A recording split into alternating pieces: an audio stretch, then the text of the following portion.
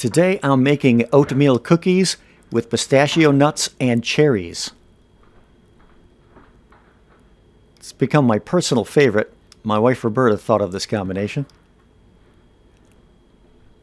I start off with 2 large eggs and vanilla extract. I rinse my eggs off in the sink in running water, so when I crack them I don't have to worry about contaminants.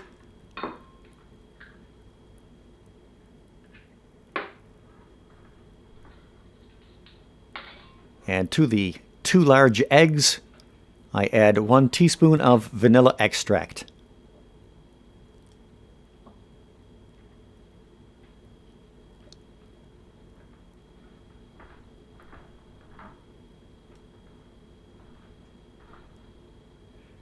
Next is flour. I use King Arthur all-purpose flour. I will be adding 1 1/2 cups. I show myself just adding the last half cup here. 1 1/2 cup of flour, all-purpose flour.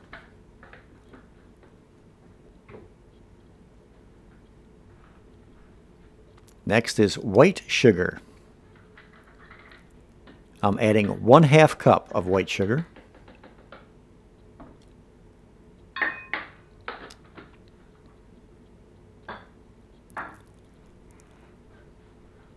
This is kosher salt, the only salt I have in the house at the moment. I'm adding 2 big pinches of kosher salt.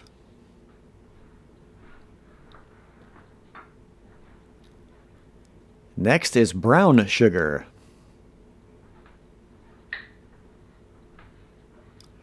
I'll be adding 1 cup of brown sugar. Make sure you push it down. Compact that brown sugar, make sure you're getting a full cup.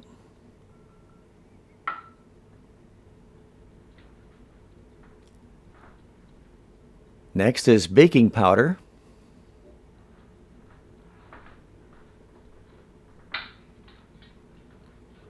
I use 1 rounded teaspoon of baking powder.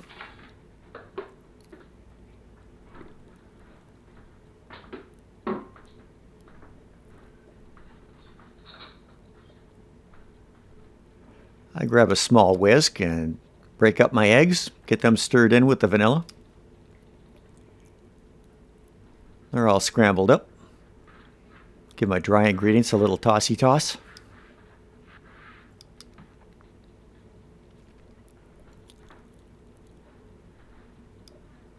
Next is quick cooking rolled oats.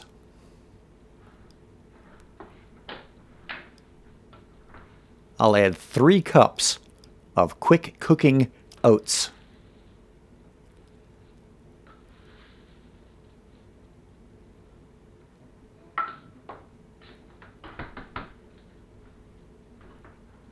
Next up here is the fat I'll be using is coconut oil. I'll be grating it by hand. Coconut oil solidifies at 76 degrees. So I pre-measure it into 8-ounce containers and keep it in the refrigerator. Here I've rinsed it off with a little hot water on the outside of the container, and it'll slide right out.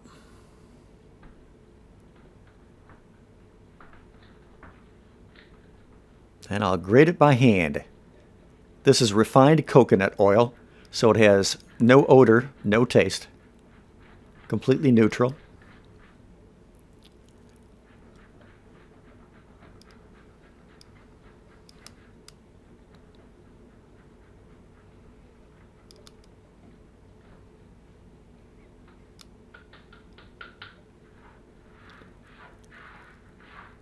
Get the fat combined with the other ingredients nicely.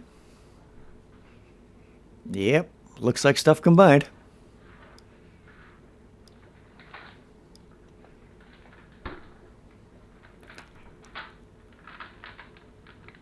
Next is pistachio nuts. These pistachios are lightly salted.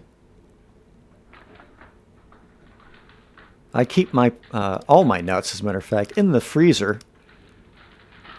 We like to keep our ingredients as fresh as possible. No hint of rancidity in anything we have. Very careful. That's why our baked goods taste so good. I put the nuts into a plastic Ziploc bag, and I'm going to crush them up.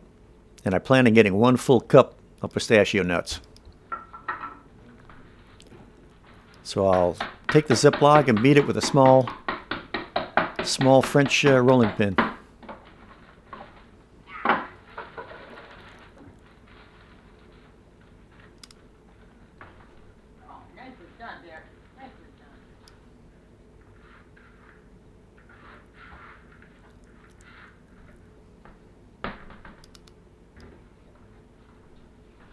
One more look for the camera. Looks like a bunch of sand with nuts in it right now. Next up are the Bing cherries. These are dried cherries. That's Bing cherries, B-I-N-G.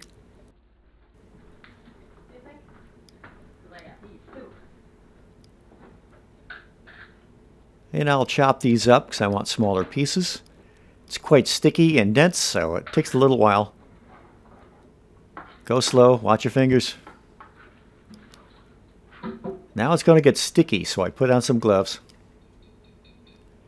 Food safe gloves, of course. I dump the eggs in the dry mixture, and I add a little tap water, about 3 tablespoons full.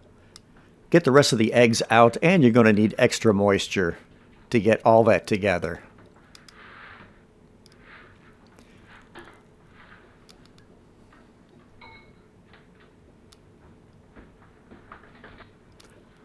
I mix it somewhat before putting the cherries in because I don't want to mush the cherries up too much. After getting it all together, put it out onto a plastic mat.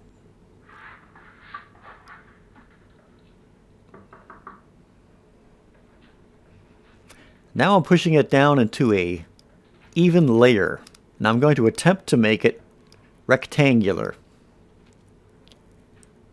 So we want an even thickness all the way across.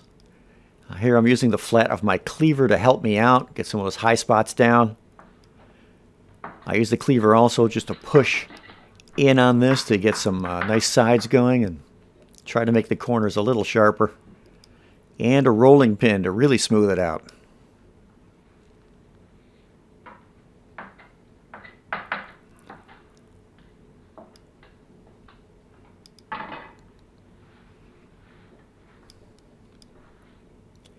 So there I have one even layer, nice big giant rectangle. It'll make portioning easier later. I'm putting cling wrap on top of it because I'm putting it back in the refrigerator to keep that fat nice and firm while I preheat the oven to 350 degrees Fahrenheit. After the oven is preheated, I take my dough back out and I start portioning it up. I'm trying for 12 large squares. And there I got 12 squares. Good job. And now the bottom row, I'm going to cut those squares in half. And then in half the other direction to get 12 pieces. So you'll have 4 dozen cookies.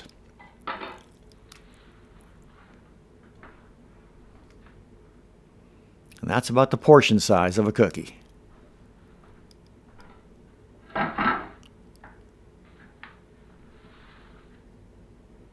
Next, we just transfer those 12 cookie pieces to our cookie sheet. This baking sheet is stoneware. We have the Pampered Chef variety. I like baking on stone much better than metal. Get much more even results. Here I'm spacing the cookies out. And now I'm flattening them with the palm of my hand. Since the fat has been in the refrigerator, it's quite firm, so I can press nice and hard without the cookie coming apart. Then I press with my fingertips to make sure that the cookies aren't humped. Make them nice and flat.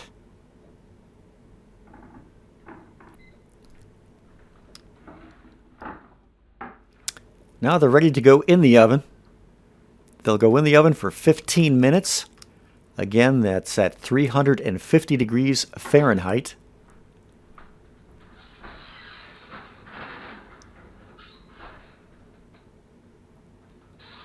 After 15 minutes, the cookies are ready to come out.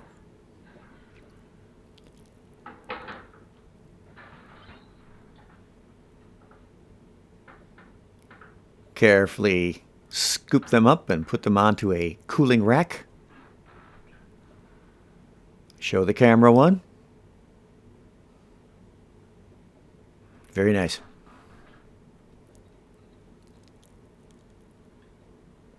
And then take those cookies away and get ready to bake off the next 3 dozen. So after you're done, put them into a jar, rotate them slowly and beautifully. Notice half are already gone. That was only 24 hours and already ate a dozen or so. So I hope you give this recipe a try. This combination is very nice. Ron out.